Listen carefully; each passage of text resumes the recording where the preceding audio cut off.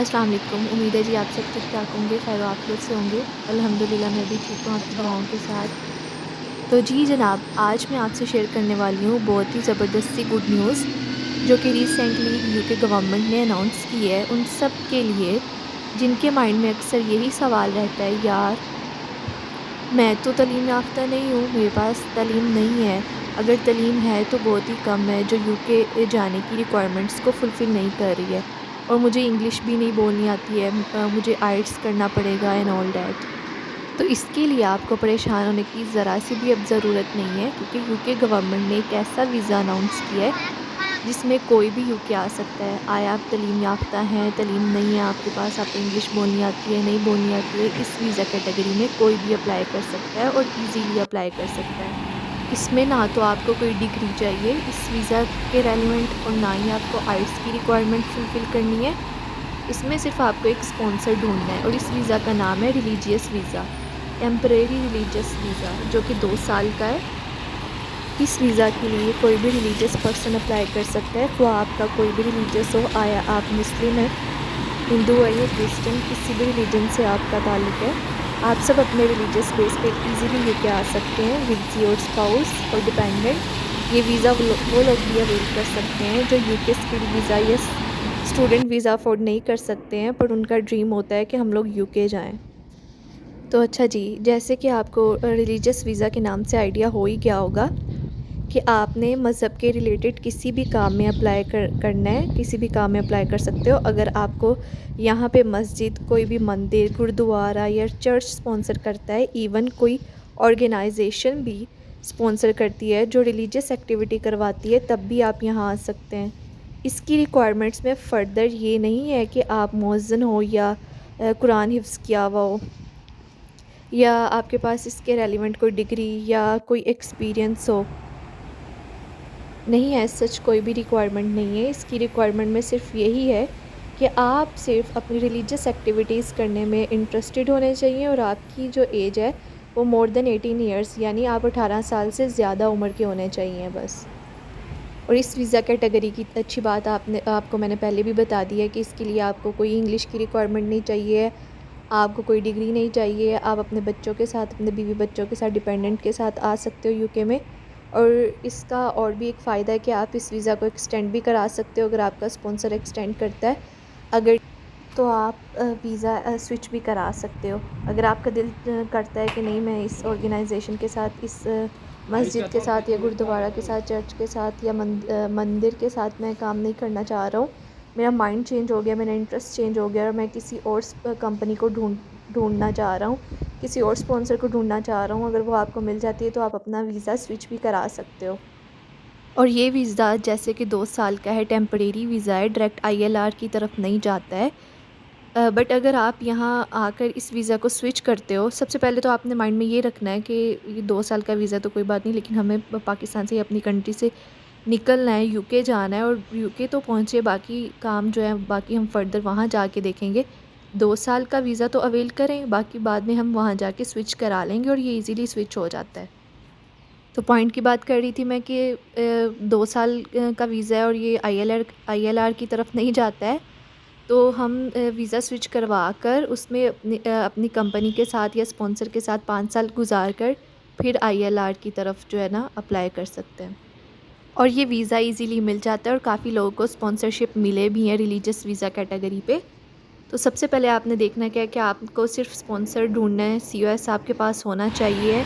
ये इसकी main requirement है कि आपके पास सीओएस होना चाहिए, यानी सर्टिफिकेट ऑफ स्पॉन्सरशिप आपके पास होनी चाहिए। अगर आपके पास सीओएस आ जाता है तो आपने विद इन 3 मंथ अप्लाई करना है वीज़ा के लिए, ठीक है। अगर आप लेट करते हो तो आपका वीज़ा रिजेक्ट भी होता है, तो आपने 3 मंथ के अंदर अंदर अप्लाई करना है इसको, ठीक है। अप्लाई करने के बाद इस वीज़ा का डिसीजन जो है वो 3 हफ़्तों के अंदर आ जाता है। अगर आप यूके से बाहर किसी कंट्री में अप्लाई कर रहे हैं, यानी अपनी कंट्री में बैठ के यूके के अलावा अप्लाई कर रहे हैं, तो 3 हफ़्तों में डिसीजन आ जाता है कि आपका वीज़ा लगा है या नहीं लगा। लेकिन अगर आप यूके में रहकर अप्लाई कर रहे हैं, लाइक अगर आप यूके में पहले से रहते हैं और अपना वीज़ा इस कैटेगरी में स्विच करवा रहे हैं, तो इसका डिसीजन 8 हफ़्तों में आता है। अब बात करते हैं कि इस वीज़ा को अप्लाई करने के लिए आपको कितने पैसे चाहिए, इस वीज़ा की एक्चुअल कॉस्ट क्या पड़ती है। तो जी जनाब, एप्लीकेशन फ़ीस की 298 पाउंड में पड़ेगी आपको, और IHS फ़ी जो है 1 साल की वो 624 पाउंड पड़ेगी, ठीक है। इसके अलावा कुछ थोड़ी बहुत आपको अपने बैंक में सेविंग शो करानी है। वो सेविंग ऑब्वियसली आपके पास रहेगी, वो बस आपने प्रूफ़ शो कराना है कि मेरे पास ये सेविंग है। वो पर पर्सन, अगर आपके पास आपके साथ डिपेंडेंट आ रहे हैं, आपके स्पाउस और आपके बच्चे आपके साथ आ रहे हैं, तो वो पर पर्सन आपको 1270 पाउंड पड़ेगी, ठीक है, एक बंदे की। बाकी आप अंदाज़ा लगा लीजिए आपके साथ कितने बंदे आ रहे हैं, कितने लोग आ रहे हैं, तो उसको आप प्लस करके अपने बैंक में शो कराइएगा। अब बात करते हैं इस वीज़ा कैटेगरी में रहकर आप कौन से काम कर सकते हैं और कौन से काम आपको अलाउ नहीं होते हैं। इस वीज़ा में रहते हुए आपको कोई भी कोर्स करना चाह रहे हैं आप, तो वो कर सकते हैं, आया वो 3 महीने का या 6 महीने का है। इसके अलावा कोई भी दूसरी मस्जिद या मंदिर या चर्च आपको कहता है कि आप हमारे साथ काम करें, या आपका इंटरेस्ट और बढ़ता है कि मैं और ज़्यादा काम करूं, डबल काम करूं, तो आप किसी भी मस्जिद, चर्च या गुरुद्वारा जो भी आपका रिलीजियस है उसके साथ एक्स्ट्रा 20 घंटे काम कर सकते हैं, और 40 घंटे पर वीक आप अपने स्पॉन्सर के साथ काम कर सकते हैं। और इस वीज़ा कैटेगरी में रहते हुए आप पब्लिक फ़ंड्स के लिए अप्लाई नहीं कर सकते हैं, लाइक जो गवर्नमेंट फ़ंड देती है यहाँ पे, उसके लिए आप एलिजिबल नहीं हैं, ठीक है। अब बात कर लेते हैं उन डॉक्यूमेंट्स की जो आपको चाहिए यहाँ आने के लिए। पासपोर्ट ऑब्वियसली कॉमन सेंस की बात है, वो आपके पास होना चाहिए। इसके अलावा स्पॉन्सर्ड लेटर यानी COS, सर्टिफिकेट ऑफ स्पॉन्सरशिप, ठीक है, आपको पहले भी बताया है। उसके अलावा 1270 पाउंड पर पर्सन आपने अपने बैंक में शो कराने हैं सेविंग्स के नाम पे। और दूसरा IHS फ़ी आपको पे करनी है, 624 पाउंड आपको बताया है पहले, और 298 पाउंड एप्लीकेशन फ़ी के देने हैं आपने। उसके अलावा आपने अपना प्रूफ़ शो करना है अपनी वाइफ के साथ और अपने बच्चों के साथ, यानी अपने डिपेंडेंट के साथ आपका प्रूफ़ क्या है, आपका रिलेशनशिप क्या है। बीवी के साथ ऑब्वियसली आपका निकाहनामा लगेगा। अगर आप मैरिड कपल हैं, लड़की अप्लाई कर रही है या लड़का अप्लाई कर रहा है कोई भी, तो आपको अपना निकाहनामा शो कराना है, और बच्चों के साथ अपना जो है वो बर्थ सर्टिफिकेट शो कराना है, और आपको TB टेस्ट भी दिखाना है, उसका प्रूफ शो कराना है कि वो आपका जो TB टेस्ट है वो नेगेटिव है। तो जी जनाब, ये था आज का कंटेंट जो मुझे लगा शेयर करना बहुत ज़रूरी है आप सबके साथ। इससे उन सबको फ़ायदा मिलेगा जो UK आने का ड्रीम रखते हैं, बट उनके पास ऐसे कोई क्वालिफ़िकेशन नहीं है, कोई डिग्री नहीं है, उनको इंग्लिश नहीं आती है, उनके पास अफोर्ड करने के लिए यूनिवर्सिटीज़ की फ़ीसिस नहीं है, या स्किल्ड वर्कर वीज़ा के लिए उनको इतने ज़्यादा पैसे चाहिए होते हैं, वो नहीं है उनके पास। ये उन सब के लिए बहुत ज़्यादा इम्पोर्टेंट वीज़ा कैटेगरी रहने वाली है, जो UK आना चाह रहे हैं। उनके पास कम, और ये भी चाहते हैं कि वो ये सारी रिक्वायरमेंट फुलफ़िल भी ना करें और कम से कम पैसों में आए, तो ये उनके लिए वीज़ा कैटेगरी बहुत यूज़फुल रहने वाली है। उम्मीद है आपको आज का व्लॉग, आज की वीडियो अच्छी लगी होगी।